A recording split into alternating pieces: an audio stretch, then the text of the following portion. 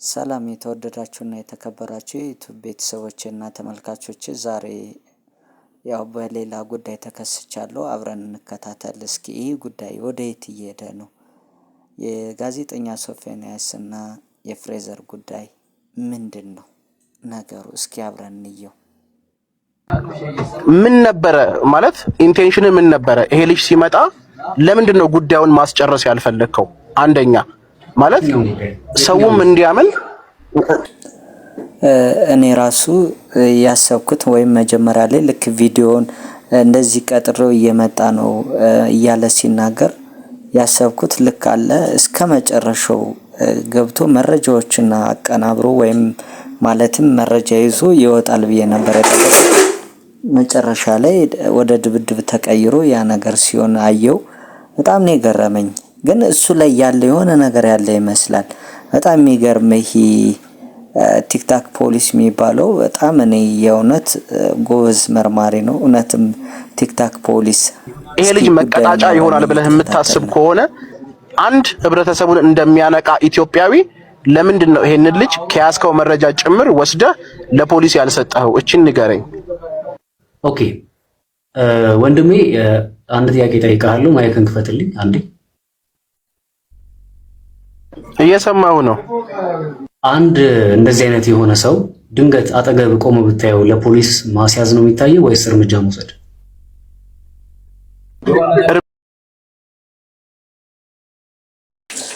እንደዚህ አይነት በመጀመሪያ ደረጃ አይድረስ ነው አይጣል ነው የሚባለው። ቢደርስ እንደኔ አመለካከት የማደርገውን አላቅም። እርምጃ ልወስድ እችላለሁ ወይም ለፖሊስ ላመለክት እችላለሁ። እስኪ እናንተም ተመልካቾቼ የሚሰማችሁ ስሜት በዚህ ጉዳይ እስኪ አስተያየት ስጡበት። ከዛ በኋላ ግን ስናስበው ይሄ ሰው ወንጀለኛ እንደሆነ ብቻ የሚያረጋግጥ ፋይል ከተገኘ ለህግ ማጋለጥ ወይ ደግሞ ሚዲያ ላይ መልቀቁ እና ህግ አካላቶች እንዲያዩት ማድረጉ በራሱ ራሱን የቻለ ወንጀል ስለሆነ በዚህ መንገድ ይቀጣል ብዬ ስላሰብኩኝ ነው ያን ነገር ያደረግነው። ሲቀጥል ያንን ኃይል ለምን ተጠቀማችሁ ለሚለው ጥያቄ የአጋጣሚ ጉዳይ ሆኖ ዛሬ ኢንተርቪው ሰጥቻለሁ። ሙሉን ታገኙታላችሁ። ግን ልንገራችሁ እዚህ ጋር እየሄዳችሁ በነበራችሁበት ሰዓት ላይ እየሄድን በነበረበት ሰዓት ላይ ድንገት እስቲ ቪዲዮውን ተመልከቱት። ቆርቆሮ ይታያችኋል እዛ ጋር የፈረሰ ስፍራ። ይሄ ምንድነው? ፎቅ ሊሰራ ሲል የሚታጠርበት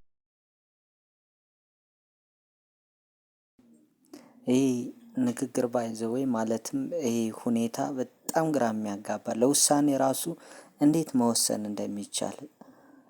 ጋዜጠኛ ሶፎንያስ ነው ወይስ ፍሬዘር ነው? የትኛው ነው? ወይስ ሁለቱ ከዚህ በፊት የኖረ ግንኙነት አላቸው ወይም ጓደኝነት ጥምረት ነበራቸው ወይ የሚለው ነገር ሌላ እንቆቅልሽ ነው። ወይም እንዲሁ ዝም ብላችሁ ስታስቡት የሆነ ነገር የሆነ ጥያቄ ያስነሳል። የሆነ ነገር ብላችሁ ስታስቡት ኢማጂን። ሲቀጥል የፍሬዘር የዩቲዩብ አካውንትን ገብታችሁ ካያችሁት ሙሉ ቪዲዮ ወይም የቪዲዮ ኮንቴንት ጠቅላላ ሴክሹዋሊ አይነት ነገር ነው። ሲቀጥል ደግሞ መጀመሪያ ያለው ነገር እኔ ጌ እንደሆንኩ ሌላ እንደሆንኩ አድርጌ አውርቼን ያስመጣሁት አለ። አንድ ሳይሆን ለምን ነኝ ብሎ ለምን እሱን እንትን ማለት ፈለገ? ሌላ ጥያቄ ነው። ሌላኛው ደግሞ ካስመጣው ጓደኛ ወይም ሌላ ነገር ይዞ ከመጠበቅ፣ ሁለተኛው ነገር ደግሞ ያኔ የህግ እኔና አንተ ያልጨረስነው ጉዳይ አለ፣ የምንገናኝበት ቦታ አለ ብለከዋል። የት ነው የምትገናኙት? ምንድን ያልጨረሰው? ሚዲያ ላይ አጋልጣለሁ ነው በቃ። ያልጨረስነው ነገር አለ ማለት ሚዲያ ላይ ጉድህን ገና አጋልጣለሁ ነው። የዛ ሰዓት አላጋለጥኩም ጉድን አይደለ? እሱን እኮ ኦልሬዲ አጋልጠሃል። የተቀነባበረ ቪዲዮ ነው አይደል የደረሳችሁ? እሱን ኦልሬዲ አጋልጠኸዋል። ተጋልጧል። ከተጋለጠ በኋላ ድጋሚ የሰራው ቪዲዮ ላይ እኔ እናንተ አልጨረስንም የምንገናኝበት ቦታ አለ ብለኸዋል ይሄን ልጅ። ስለዚህ የት ነው የምትገናኙት ከዚህ ልጅ ጋር? ያልጨረሳችሁት ጉዳይ ወዳጄ ምንድነው ቃላት መሰነጥቀው? አልጨረስንም ማለት ባጭሩ እዚህ ጋር የተከናወነው ነገር በሙሉ አጋልጣለሁ ነው በቃ አለ። ፖዚቲቭ ቲንከሩ ኖ አይደለም፣ የምንገናኝበት ቦታ አለ ብለኸዋል። ስፔሲፊካሊ የምንገናኝበት ቦታ አለ። አልጨረስንም የምንገናኝበት ቦታ አለ ማለት ወዳጄ የታቀውና አምጣው የሰራኸውን ቪዲዮ በሌላኛው ስልክ ላሰማ። ይሄ ሰው የአማርኛ አይሰማም እንዴ? ስልክ የለኝም፣ አንድ ስልክ ነው ያለኝ። ምን ላምጣልህ? ቅድም ነገርኩህ እኮ አንድ ስልክ ነው ያለኝ አልኩህ። ስለዚህ ይኸውልህ ስልክ ከሌለ ሁለት ቪዲዮ አይቻለሁ እኔ። ሁለቱም ቪዲዮ ላይ የመጀመሪያው ቪዲዮ ላይ በግራ እጅ ሌላ ስልክ ይዘህ እኔ እናንተ ያልጨረስነው ነገር አለ የምንገናኝበት ቦታ። አማርኛ አሰማም እንዴ ሰውዬ? ስልኩ የኔ አይደለም የጓደኛዬ የወደቀው ስልክ ነው። እኔ ስለ ስልኩ አይደለም የምነግርህ፣ የቪዲዮውን ምልክት እየነገርኩህ ነው። በግራ እጅ ስልክ ይዘህ ጥቁር ስልክ እኔ እናንተ ያልጨረስነው ጉዳይ አለ፣ ማገኝ ቦታ አገኘሃለሁ ብለኸዋል። የት ነው የምታገኘው ይሄንን?